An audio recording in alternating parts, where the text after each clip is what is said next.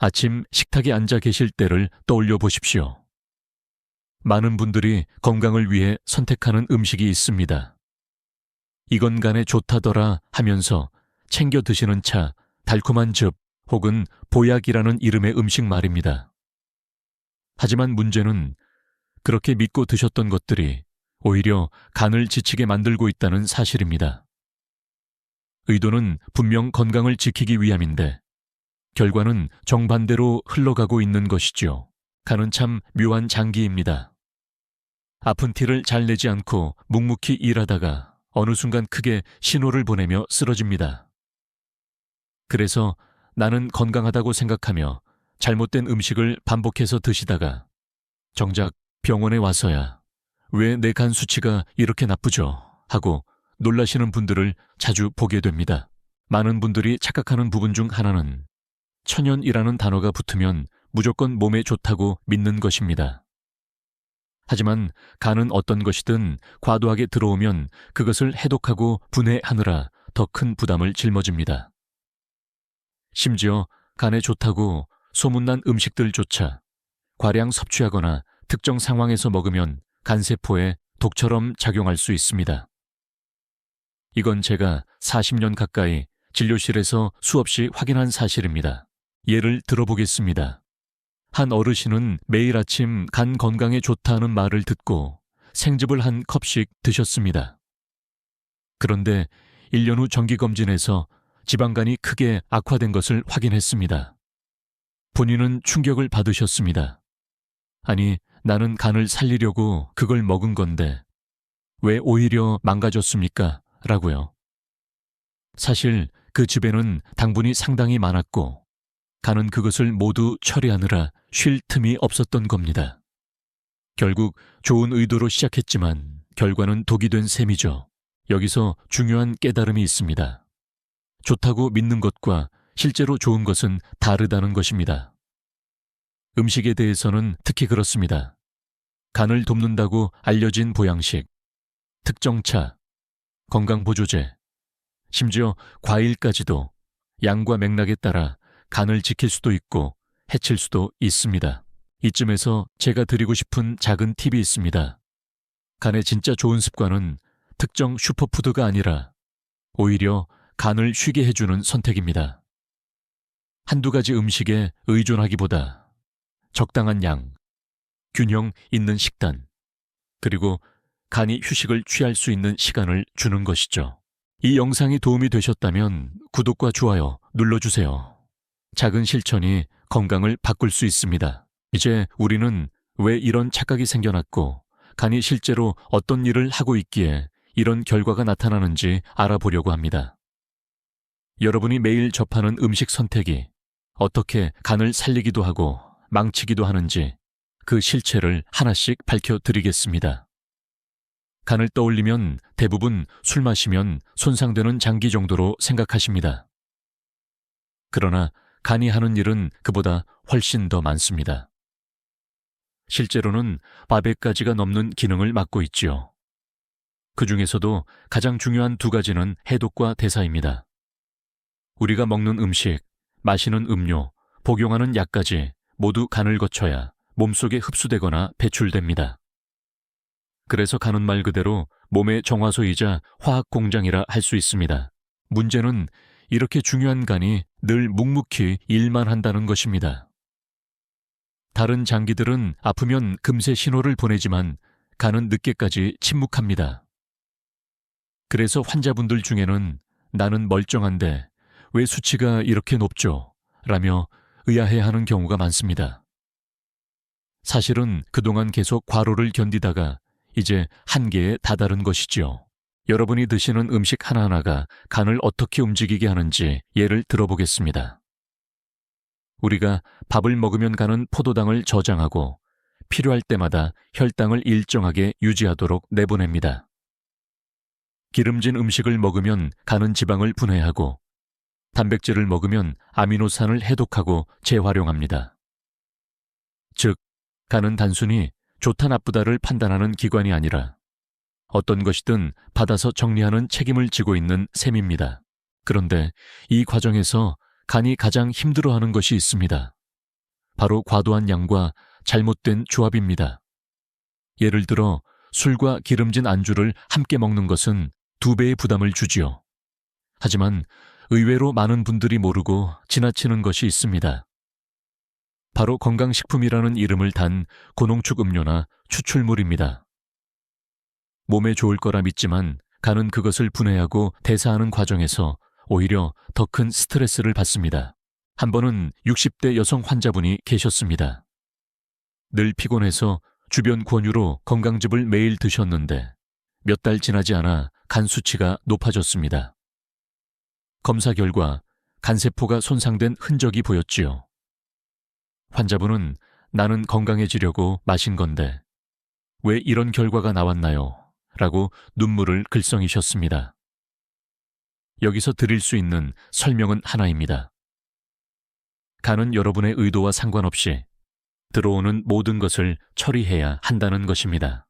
아무리 좋은 성분이라도 과하면 결국 독이 됩니다.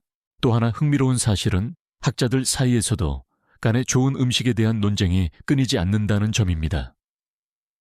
어떤 연구에서는 커피가 간에 긍정적인 영향을 준다고 보고하지만 또 다른 연구에서는 과다 섭취 시 해롭다고 말합니다. 결국 답은 단순합니다. 균형과 절제입니다. 어느 한 음식이 만병통치약이 될 수 없다는 사실을 받아들여야 하지요. 이쯤에서 잠깐 제 개인적인 경험을 말씀드리고 싶습니다. 저 역시 젊었을 때는 간에 좋다고 알려진 차를 매일 마신 적이 있습니다. 하지만 나이가 들수록 깨닫게 됩니다. 특정 음식에 의존하는 것보다 오히려 간이 쉴 수 있는 시간을 주는 것이 훨씬 중요하다는 것을 말이지요. 여러분이 간을 지키고 싶으시다면 어떤 음식이 간을 돕고 어떤 것이 해치는지 단순히 흑백으로 나누기보다 내 간이 지금 이 음식을 처리할 힘이 있을까 하고 스스로에게 물어보셔야 합니다. 그렇게 한 번 더 생각하는 습관이 바로 간 건강을 위한 첫걸음이 됩니다. 이제 다음에서는 사람들이 흔히 간 건강을 지켜준다고 믿지만 사실은 함정이 숨어있는 건강식품 이야기를 나눠보겠습니다. 건강식품이라는 단어만 들어도 왠지 마음이 놓이지 않으십니까?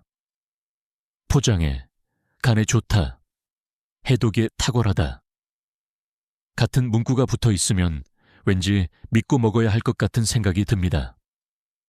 특히 나이가 들수록 몸이 예전 같지 않다고 느낄수록 이런 말에 더 쉽게 끌리게 됩니다. 그런데 바로 이 지점에 큰 함정이 숨어 있습니다. 실제로 진료실에서 보면 이거는 건강식품이라 괜찮습니다라고 하며 여러 종류의 건강즙, 영양제, 보조제를 동시에 드시는 어르신들이 많습니다. 문제는 그것들이 각각은 소량이라 괜찮을지 몰라도 간에는 모두 해독해야 할 물질로 들어온다는 사실입니다.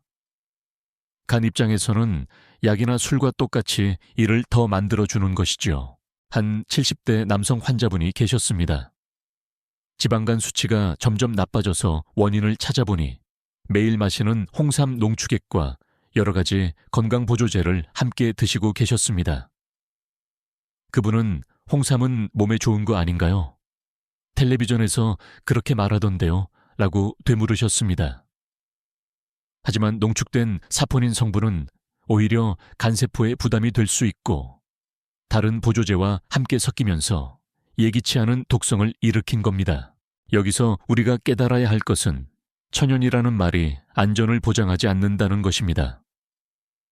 오히려 농축, 추출 같은 과정에서 자연 상태보다 훨씬 강한 성분이 들어가게 됩니다. 이는 마치 우리가 음식에서 단맛만 뽑아낸 설탕을 먹을 때와 비슷합니다. 원래 사과나 뱃속에 있을 때는 문제되지 않던 당분이 고농도로 모이면 간과 혈당에 큰 부담이 되는 것처럼 말이지요. 학자들 사이에서도 건강식품의 효과에 대해 의견이 갈립니다. 일부 연구에서는 특정 보조제가 간 기능 개선에 도움이 된다고 보고합니다. 그러나 동시에 간 손상 사례를 기록한 보고서들도 늘어나고 있습니다. 결국 간은 모든 걸 다 처리해야 하기에 보조제라 하더라도 간이 힘들어질 수밖에 없습니다. 문화적인 요인도 있습니다. 한국 사회에서는 몸에 좋다는 말 한마디면 믿음이 생깁니다. 친구나 이웃이 권유하면 그래, 나도 한번 해봐야겠다 하고 따라하게 되지요. 그런데 이 믿음이 때론 치명적인 실수로 이어집니다. 제가 만난 어떤 어르신은 지인에게 좋다고 들은 건강즙을 반년 가까이 드시다가 결국 약물성 간염으로 입원하셨습니다. 그분은 병실에서 제 손을 잡고 이렇게 말씀하셨습니다. 선생님, 나는 내 몸을 살리려고 한 건데 왜 이렇게 된 겁니까? 그 눈빛은 아직도 잊을 수 없습니다. 간 건강을 지키고 싶으시다면 건강식품이라는 이름만 보고 선택하지 마시고 반드시 내 몸의 상태를 먼저 확인하셔야 합니다. 간 수치가 어떤지, 복용 중인 약과 충돌은 없는지, 정말 필요한 성분인지 살펴보아야 합니다. 그렇지 않으면 좋은 마음으로 시작한 행동이 오히려 간을 병들게 할 수 있습니다. 정리하자면 간 건강을 위한 진짜 길은 건강식품 하나에 있지 않습니다. 오히려 덜 먹고 간이 숨 쉴 수 있게 도와주는 생활 습관이 필요합니다. 다음에서는 왜 전통적으로 간에 좋다 고전에 내려온 민간 요법들이 과학적으로는 다른 결과를 보이는지 전통과 현대의학의 충돌을 이야기해 보겠습니다. 한국 사회에서 옛날부터 내려오던 방법이니까 믿을 만하다는 말은 강력한 설득력을 가집니다. 간 건강 역시 그렇습니다. 대대로 전해 내려오는 민간요법이나 음식 습관이 있는데 많은 분들이 그것을 따라하며 우리 조상들도 다 이렇게 살아왔으니 괜찮다고 생각합니다. 하지만 의학적으로 들여다보면 전통과 과학이 부딪히는 지점이 적지 않습니다. 예를 들어 오래전부터 간에 좋다고 알려진 특정 약초가 있습니다. 시골 장터에서 흔히 볼 수 있고 달여서 먹으면 간이 깨끗해진다고 믿는 분들이 많습니다. 그러나 실제 연구 결과를 보면 그 약초에 들어있는 알칼로이드 성분이 간세포에 독성을 일으킬 수 있다는 보고가 있습니다. 저도 진료실에서 이 약초 달인 물을 오랫동안 드신 뒤 황달 증상이 나타난 환자분을 본 적이 있습니다. 본인은 좋으라고 먹었는데 왜 이러냐며 답답해하셨지요. 반대로 전통적으로 금기시되던 음식이 오히려 현대 연구에서는 긍정적인 효과를 보이기도 합니다. 대표적인 것이 바로 커피입니다. 예전에는 간이 안 좋은 분들에게 커피는 절대 금물이라고 했습니다. 하지만 최근 연구에서는 하루 1위잔에 커피가 간의 염증 반응을 줄이고 간경화 위험을 낮출 수 있다는 결과도 보고되고 있습니다. 물론 지나친 섭취는 또 다른 문제를 만들지만 중요한 건 과학적 근거에 따라 균형을 잡는 것입니다. 이처럼 전통적 믿음과 현대의학의 연구 결과가 다르게 나타날 때 우리는 어떤 태도를 취해야 할까요? 제 경험으로는 맹신하지도 완전히 무시하지도 않는 것이 가장 현명합니다. 조상들의 지혜 속에는 분명 의미 있는 경험이 녹아 있습니다. 하지만 그 지혜가 현대인의 생활 환경, 식습관, 수명과 맞지 않을 수도 있습니다. 예전에는 귀했던 음식이 이제는 과잉으로 소비되고 생활 방식이 달라지면서 몸이 받는 영향도 바뀌었으니까요. 제가 진료했던 한 60대 환자분은 가족의 권유로 전통 민간요법을 꾸준히 해오셨습니다. 그런데 정기검진에서 간 수치가 나빠졌습니다. 제가 왜 이걸 드셨습니까? 라고 여쭤보니 돌아온 대답은 간단했습니다. 어머니가 그렇게 하셨거든요. 사실 이런 경우가 굉장히 흔합니다. 효심과 믿음이 담겨 있기 때문에 더 쉽게 끊지 못하는 것이지요. 학계에서도 논란은 있습니다. 어떤 학자는 전통 요법 속에 과학적으로 검증할 가치가 있는 것들이 많다고 주장합니다. 반면 또 다른 학자는 오히려 안전성 검증이 되지 않은 민간 요법이 간 질환의 큰 원인이라고 경고합니다. 결국 확실히 밝혀지지 않은 부분이 많다는 점을 인정해야 합니다. 여러분께 드리고 싶은 조언은 간단합니다. 전통이든 현대든 무엇이든 지나치면 독이 된다는 사실을 잊지 마시라는 겁니다. 그리고 무엇보다 새로운 요법이나 음식을 시도하기 전에 꼭 의사와 상의하시길 권합니다. 그렇게만 해도 불필요한 간 손상은 막을 수 있습니다. 다음에서는 많은 분들이 술만을 간의 적으로 여기지만 사실 술보다 더 위험할 수 있는 음식들이 있다는 충격적인 이야기를 나누겠습니다. 간 건강 이야기만 나오면 대부분 술만 줄이면 된다라고 생각하십니다. 물론 술은 간에 큰 부담을 주는 대표적인 원인입니다.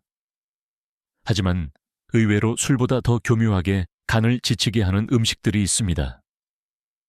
술은 그래도 해롭다는 인식이 있으니 경계하지만 이 음식들은 좋다는 이름을 달고 들어오기 때문에 더 위험합니다. 대표적인 것이 바로 기름진 음식과 단 음식의 조합입니다. 삼겹살을 드실 때 소주 한 잔이 위험한 것처럼 햄버거와 콜라, 치킨과 달콤한 탄산음료 같은 조합은 간을 이중으로 힘들게 만듭니다. 지방과 당분이 동시에 들어오면 간은 포도당을 저장하고 남는 것을 지방으로 바꾸어 저장합니다. 이 과정이 반복되면 간세포 안에 지방이 쌓여 비알코올성 지방간으로 이어집니다. 술을 전혀 마시지 않는 분도 지방간으로 병원에 오는 이유가 바로 이것입니다. 또 하나 간과하기 쉬운 것이 건강즙과 달콤한 과일, 음료입니다. 천연이라는 이름 덕분에 마치 무해할 것처럼 보이지만 사실은 고농도의 과당이 들어있습니다. 과당은 간에서만 대사되는데 지나치면 바로 지방으로 전환됩니다. 제가 만난 60대 남성 환자분은 매일 아침 간 해독 주스라며 과일을 갈아 드셨는데 검진 결과 오히려 지방간이 심해져 있었습니다. 나는 건강해지려고 마신 건데 왜? 라는 탄식은 늘 같은 패턴으로 반복됩니다. 여기서 더 놀라운 건 술보다 간을 더 빨리 해칠 수 있는 음식은 따로 있다는 것입니다. 바로 트랜스 지방이 들어간 가공식품들입니다. 값싼 빵, 과자, 튀김류에 숨어있는 이 기름은 간세포의 염증을 일으키고 장기간 섭취하면 강형변 위험까지 높일 수 있습니다. 술은 그래도 스스로 자제할 수 있지만 간식으로 손에 익은 과자는 무심코 계속 먹게 되지요. 이게 더 무서운 점입니다. 학자들 사이에서도 논의가 있습니다. 어떤 연구에서는 적당량의 술보다 가공식품과 단 음료가 간 건강에 더 치명적일 수 있다고 보고합니다. 반면 술은 소량이라도 간 손상을 일으킬 수 있으므로 비교 자체가 무의미하다는 주장도 있습니다. 진실은 어느 쪽이든 간이 감당해야 할 부담은 결국 누적된다는 사실입니다. 제가 한 환자분께 이런 말씀을 드린 적이 있습니다. 선생님, 술을 안 마셔도 왜 지방간이 생깁니까?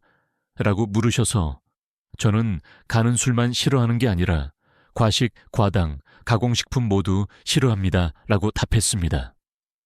그분은 고개를 끄덕이며 이제부터는 술만 줄이는 게 아니라 간식도 줄여야겠네요. 라고 말씀하셨습니다. 그 작은 깨달음이 간 건강에 큰 변화를 만들어내는 시작점이 됩니다. 여러분께서 기억하셔야 할 것은 술은 간에 큰 적이지만 술이 아니더라도 간을 해칠 수 있는 음식은 충분히 많다는 사실입니다. 특히 건강이라는 이름을 달고 파는 것들이 더 위험할 수 있다는 점을 명심해야 합니다. 다음에서는 요즘 인기를 끌고 있는 고단백 식단이 어떻게 때로는 간에 도움보다 더 큰 부담을 줄 수 있는지 살펴보겠습니다. 최근 몇 년간 건강에 관심 있는 분들 사이에서 단백질은 무조건 많이 먹어야 한다는 분위기가 생겨났습니다. 근육을 지키고 면역력을 높이려면 단백질이 필수라는 말이죠. 사실 틀린 말은 아닙니다.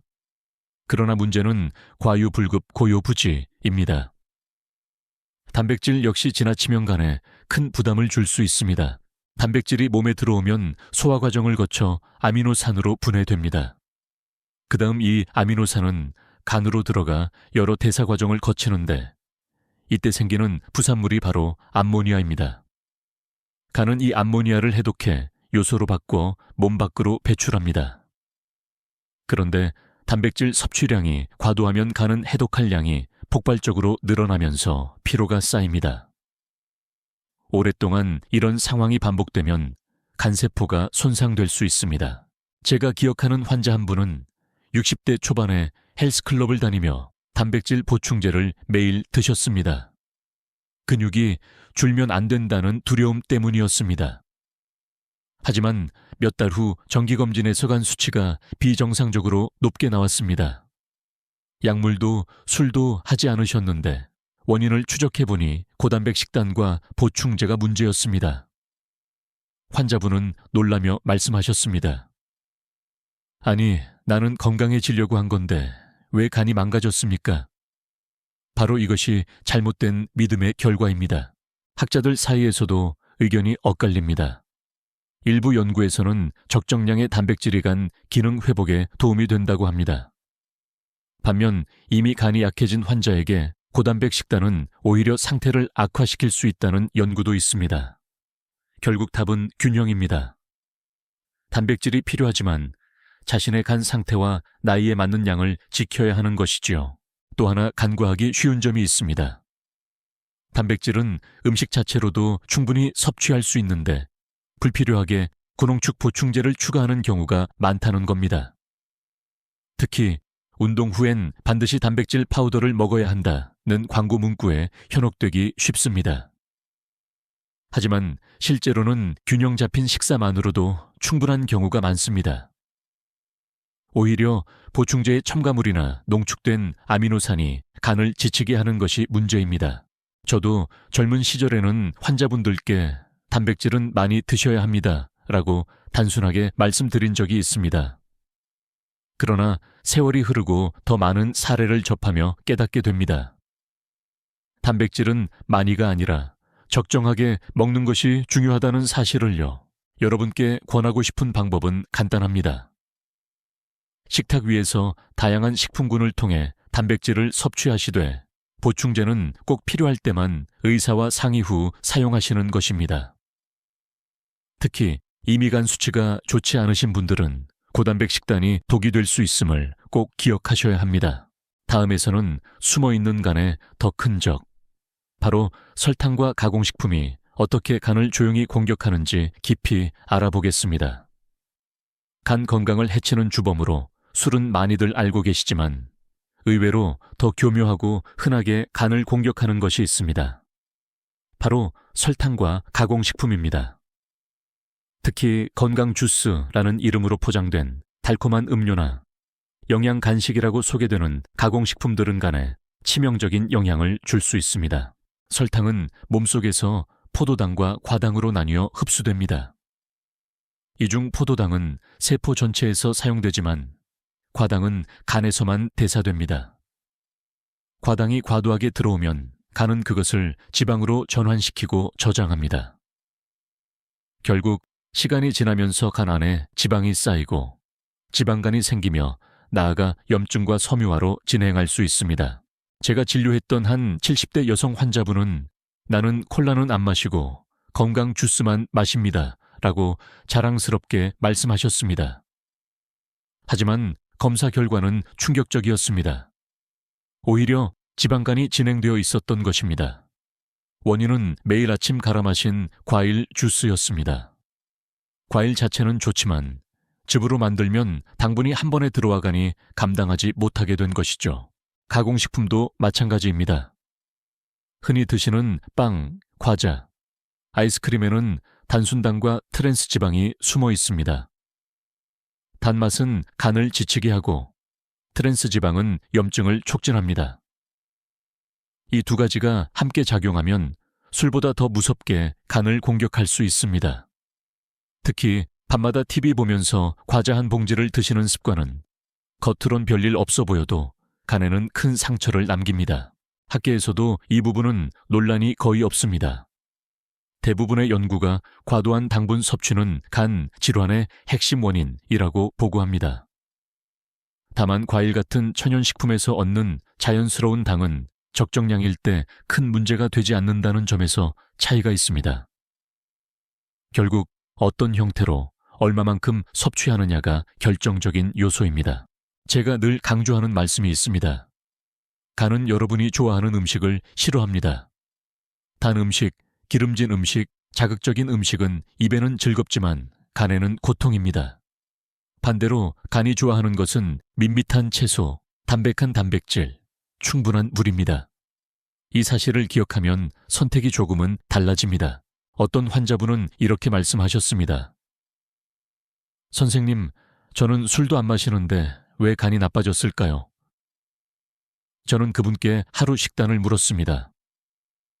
아침엔 건강 주스, 점심엔 빵과 커피, 저녁엔 라면. 답은 이미 나와 있었습니다. 술보다 더 무서운 건 바로 이런 생활 속 습관이었습니다. 이제 다음에서는 많은 분들이 몸에 좋다고 믿고 많이 드시는 과일조차도 과하면 독이 될 수 있다는 사실을 살펴보겠습니다. 과일은 아무리 먹어도 괜찮다 라는 말을 들어보신 적 있으실 겁니다. 실제로 많은 분들이 과일을 천연 건강식품이라고 생각하며 마음껏 드십니다. 하지만 과일도 지나치면 간에 독이 될 수 있다는 사실을 아셔야 합니다. 과일에는 비타민과 미네랄, 섬유질이 풍부해 몸에 도움이 됩니다. 그러나 동시에 과당이라는 당분이 많이 들어 있습니다. 문제는 이 과당이 간에서만 대사된다는 점입니다. 적당한 양일 때는 큰 문제가 없지만 과잉 섭취하면 간은 그것을 지방으로 전환시켜 저장합니다. 이 과정이 반복되면 결국 비알코올성 지방간이 생기게 됩니다. 제가 만난 한 환자분은 매일 아침 과일을 한 그릇 가득 드셨습니다. 사과, 배, 포도, 바나나까지 푸짐하게 준비해서 식사처럼 드셨지요. 하지만 검진 결과 지방간이 심해져 있었습니다. 본인은 믿을 수 없다는 표정으로 말씀하셨습니다. 나는 고기도 줄이고 술도 끊었는데 왜 간이 이렇게 나빠졌나요? 원인은 과일의 과잉 섭취였습니다. 또 다른 환자분은 건강을 위해 과일 디톡스를 시도했습니다. 며칠간 과일만 먹으며 몸을 정화한다는 프로그램이었지요. 그러나 며칠 후 병원에 내원했을 때는 오히려 피로가 심해지고 간 수치가 상승해 있었습니다. 몸을 정화하기는커녕 간이 과당 폭탄을 처리하느라 지쳐버린 것입니다. 물론 학계에서도 의견은 엇갈립니다. 일부 연구는 과일 속 항산화 성분이 간을 보호한다고 보고합니다. 하지만 동시에 과일 섭취가 지나치면 간에 지방이 축적된다는 연구도 많습니다. 결국 중요한 건 양의 문제입니다. 한두 조각은 약이 되지만 한 바구니는 독이 되는 셈이지요. 문화적으로도 과일은 좋다는 이미지가 강합니다. 손님이 오면 과일을 대접하고 식사 후에는 꼭 과일로 마무리하는 습관이 자리 잡고 있습니다. 그런데 이 습관이 고령층에서 지방간 증가의 한 원인이 되고 있다는 점을 아셔야 합니다. 특히 과일 주스 형태로 섭취하면 섬유질이 사라지고 당분만 농축되어 들어오기 때문에 더 위험합니다. 제가 늘 강조하는 말씀이 있습니다. 간은 적당함을 좋아합니다. 과일도 예외가 아닙니다. 하루에 귤 2-3개, 사과 반쪽, 포도 한 줌 정도면 충분합니다. 중요한 것은 다양하게, 조금씩 즐기는 것이지요. 여러분께서 꼭 기억하셔야 할 사실은 과일이 간에 좋을 수도 해로울 수도 있다는 겁니다.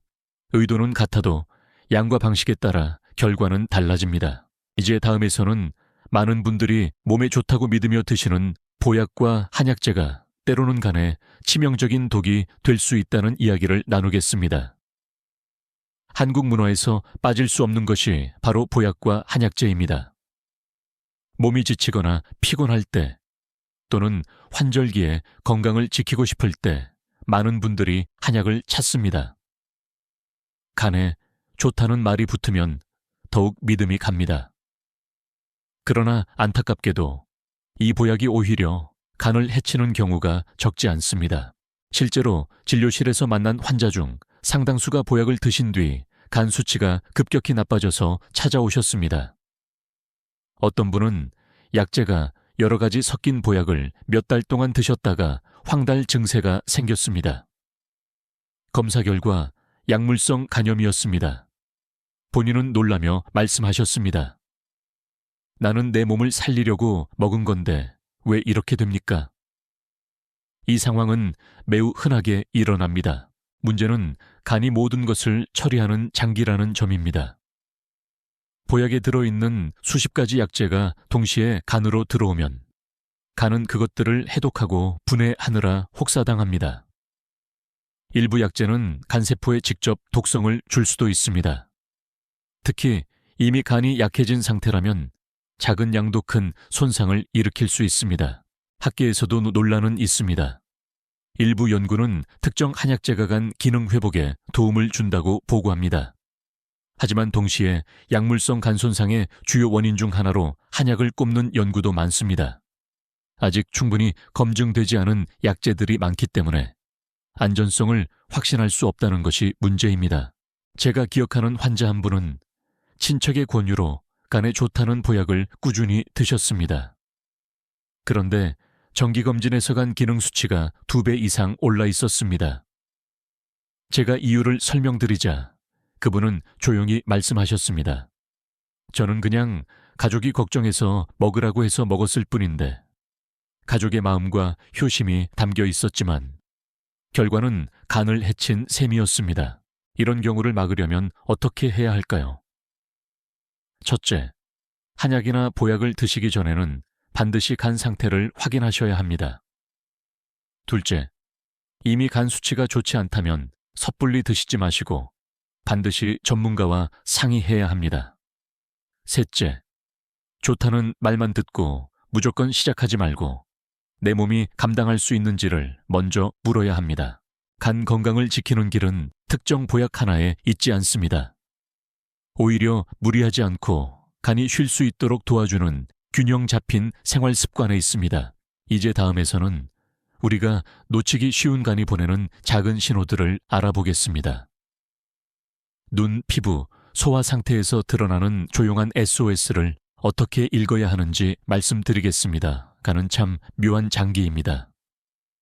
앞서 말씀드렸듯이 다른 장기와 달리 웬만해서는 아프다고 신호를 잘 보내지 않습니다. 그래서 흔히 간은 침묵의 장기라고 불립니다. 하지만 그렇다고 전혀 신호를 보내지 않는 것은 아닙니다.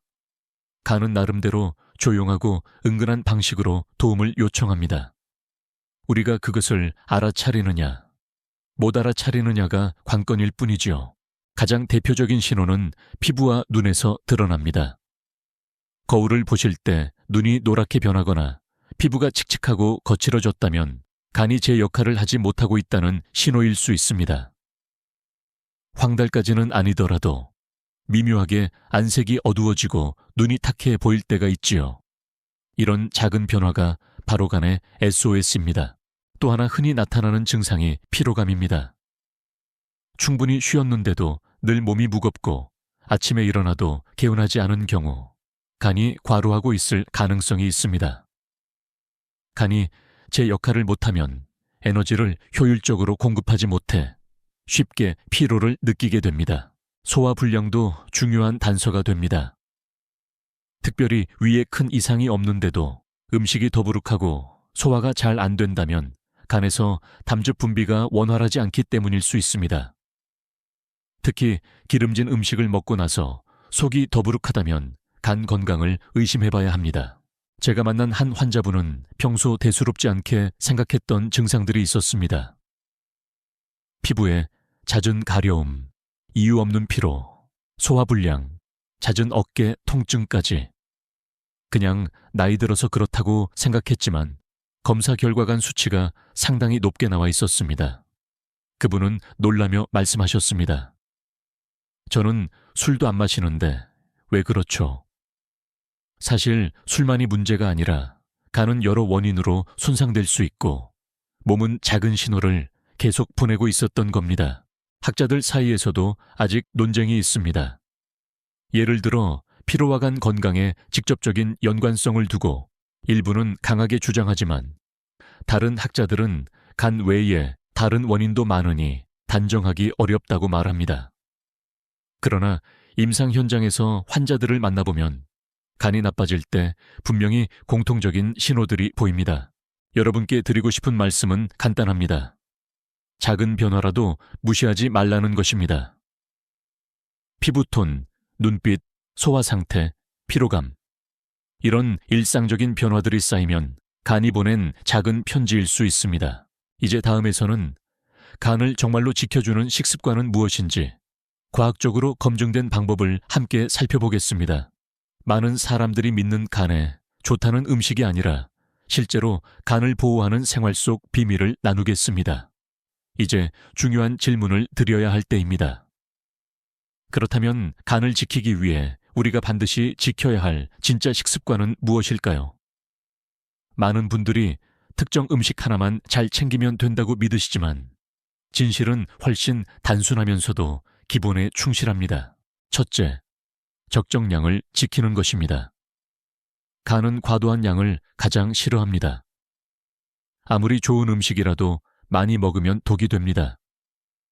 특히 기름진 음식, 달콤한 간식, 고농축 건강식품은 소량만 드셔도 충분합니다. 둘째, 균형 잡힌 식단입니다. 채소, 곡류, 단백질을 골고루 나누어 드셔야 간이 편안합니다. 채소는 간 해독 효소의 활동을 도와주고 적당한 단백질은 손상된 간세포 회복에 필요합니다. 하지만 어느 한쪽으로 치우치면 오히려 부담이 됩니다. 셋째, 물을 충분히 마시는 것입니다. 간이 노폐물을 처리할 때 수분이 필요합니다. 그런데 물 대신 단 음료나 카페인이 많은 음료를 선택하면 간은 더 힘들어집니다. 하루 6, 8잔의 맑은 물을 습관처럼 마시는 것이 간에게는 최고의 선물입니다. 넷째, 간에 휴식 시간을 주는 것입니다. 하루 3끼를 과하게 챙기기보다 저녁을 가볍게 하고 늦은 밤 간식을 줄이면 간이 밤 동안 회복할 시간을 가질 수 있습니다. 실제로 간은 밤에 재생을 시작하기 때문에 그때 과식이나 술, 간식이 들어오면 제대로 회복할 수 없습니다. 제가 기억하는 60대 남성 환자분은 처음 병원에 오셨을 때 지방간 진단을 받으셨습니다. 하지만 그분은 약을 먹기보다 생활 습관을 철저히 바꾸셨습니다. 늦은 저녁 술자리를 줄이고 밤 9시 이후엔 아무것도 드시지 않으셨습니다. 대신 낮에는 채소와 담백한 단백질 위주의 식사를 했지요. 6개월 뒤 검진에서 지방간이 크게 호전되었습니다. 그분은 웃으며 말씀하셨습니다. 선생님, 특별한 약도 안 먹었는데 간이 좋아졌다니 믿기지가 않습니다. 사실 이것이 간 건강의 비밀입니다. 특별한 무엇이 아니라 기본으로 돌아가는 것이지요. 학계에서도 이러한 생활 습관의 중요성은 이견이 없습니다. 특정 음식이나 보조제의 효과에 대해선 논란이 많지만 균형 잡힌 식사와 절제된 생활이 간 건강을 지킨다는 점만큼은 모두가 동의합니다. 여러분께 드리고 싶은 메시지는 명확합니다. 간을 지키는 방법은 복잡하지 않습니다. 이미 알고 계신 기본을 꾸준히 실천하는 것. 그것이야말로 최고의 간 보호제입니다. 이제 마지막으로 잘못된 믿음을 버리고 작은 실천을 시작했을 때 간이 어떻게 회복할 수 있는지, 그리고 그것이 여러분 삶을 어떻게 바꿀 수 있는지 함께 정리해 보겠습니다. 이제 우리의 이야기를 차분히 마무리할 시간입니다. 간은 늘 묵묵히 일하지만 작은 습관 하나에도 크게 반응하는 섬세한 장기입니다.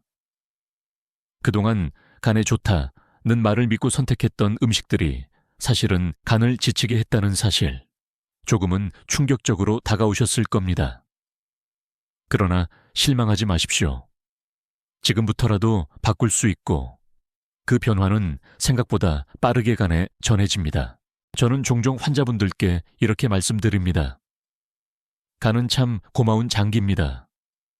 잘못되었어도 조금만 쉬게 해주면 다시 회복하려 애씁니다. 실제로 늦은 밤 간식을 줄이고 물을 충분히 마시고 균형 잡힌 식사를 몇 달만 이어가도 수치가 놀랍도록 좋아지는 경우를 많이 보았습니다. 이는 간이 가진 회복력 덕분입니다. 여러분이 기억해야 할 것은 거창한 치료법이 아닙니다. 매일 습관 속에서 선택을 달리하는 것입니다. 한 번쯤 이 음식이 정말 내 간을 돕고 있을까 하고 스스로에게 물어보는 것, 그리고 간에게 숨 쉴 시간을 주는 것. 그 작은 실천이 곧 건강한 내일을 만드는 시작입니다. 눈을 감고 상상해 보십시오. 아침 햇살이 들어오는 창가에서 속이 편안하고 몸이 가벼운 하루를 맞이하는 장면을. 여러분의 간이 건강하게 뛰고 있기에 가능한 일입니다. 그리고 그 하루는 지금의 작은 실천에서 시작됩니다. 여러분께 마지막으로 드리고 싶은 말씀이 있습니다. 지금까지 들어주신 시간은 헛되지 않습니다. 오늘 이 순간 간을 지키겠다는 다짐 하나만으로도 이미 큰 변화를 향한 첫걸음을 내디디신 겁니다. 지금 시작하시면 내년 이맘때는 전혀 다른 삶이 펼쳐질 수 있습니다. 오늘이 그 첫걸음입니다.